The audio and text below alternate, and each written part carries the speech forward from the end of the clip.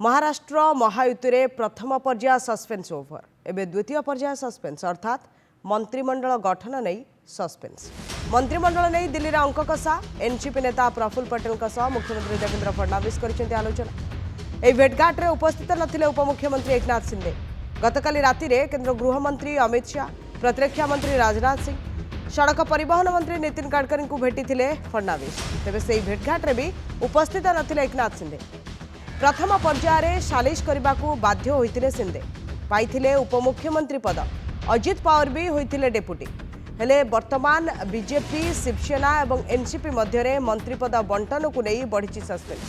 दुई सहयोगी दल बीजेपी निकट में मंत्रिपद बार्गेन करथिले। गृहमंत्री पद लगी शिंदे आशायी अछंती। तेबे एही पद मिलवा संभव होई न पारे कारण फडणवीस मुख्यमंत्री थिला बेले गृहमंत्री पद से संभाळिथिले।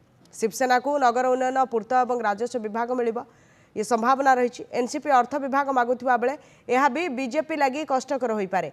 तेबे अर्थ विभाग उपरे शिवसेनार आखि थिबारु एहाकु नै विवाद सृष्टि हेबा आशंका रही।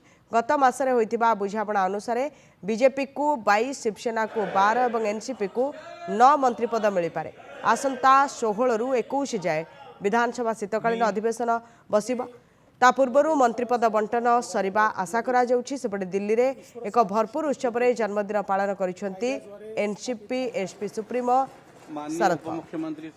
माननीय प्रधानमंत्री महोदयांची माझी एक दीर्घ भेट झाली, ज्यामध्ये त्यांचे आशीर्वाद देखील मी घेतले आणि महाराष्ट्राच्या संदर्भात काही चर्चा देखील आमच्या त्या संदर्भात झालेल्या आहेत।